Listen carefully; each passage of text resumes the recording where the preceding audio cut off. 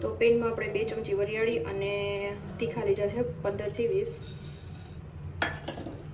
2 ચમચી ધાણા લીધા છે, આખા ધાણા લીધા છે, અને આપણે 2 ચમચી આખું જીરું લેશું અને આપણે રોસ્ટ કરી લેવાનું છે, શેકી લેવાનું છે.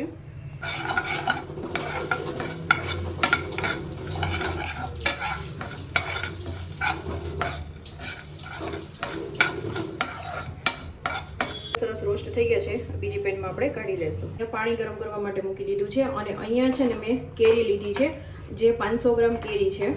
આને આપણે સ્ટીમ કરી લેશું. તો આવી રીતે ઉપર ચણી મૂકીને આપણે સ્ટીમ કરવાની છે. અહીં આપણે મિક્સર જારમાં કેરી છે રો ટેમ્પરેચર પર આવી ગઈ છે એટલે આપણે લઈ લેશું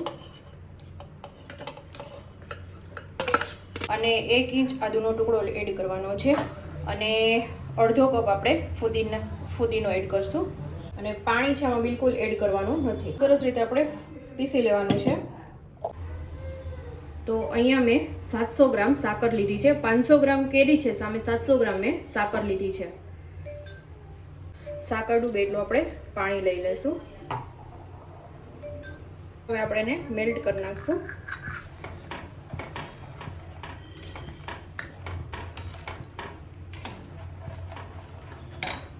તો જો આ રીતના ખાંડ છે ને મેલ્ટ થઈ ગઈ છે. જો ખાંડ મેલ્ટ થઈ જાય ને પછી આ મિશ્રણ એમાં એડ કરી દેવાનું. તો હવે આપણે જે કેરીનો પલ્પ હતો એ એડ કરી દઈશું.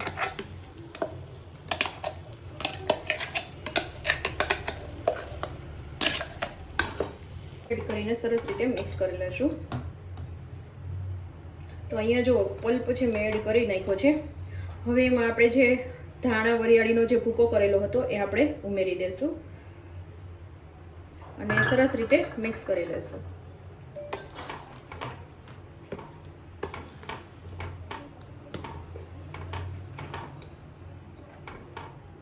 અને હું અહીંયા 1 ચમચી સિંધવ નિમક પણ એડ કરું છું.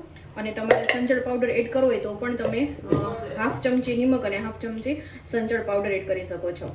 તો આ રીતનું છે ને ફ્રેન્ડ્સ, જો ઘટ થવા આવે ને એની થિકનેસ એટલે આપણે ગેસ ઓફ કરી દઈશું અને રો ટેમ્પરેચર પર નીચે આવવા દઈશું. હજી રો ટેમ્પરેચર પર આવશે ને એટલે હજુ થોડું એ ઘટ થશે. અને તો જો તમારામાં ફૂડ કલર એડ કરવો હોય તો ફૂડ કલર પણ તમે ગ્રીન કલર એડ કરી શકો છો. અત્યારે હું સ્કીપ કરું છું, હું એડ નથી કરતું. એઝ ઇટ ઇઝ એ રીતના હું નેચરલ જ રાખું છું. તો હવે ગેસ ઓફ કરીને રો ટેમ્પરેચર પર આવવા દેશું. તો આપણે પહેલાં શરબત એડ કરશું. આપણે એકદમ ઠંડુ પાણી એડ કરશું અને આપણે ચમચીથી સરસ રીતે મિક્સ કરી લઈશું. અને ઉપરથી આપણે એકદમ ઠંડા તાસીરમાં એ આપણે તકમરિયા એડ કરશું.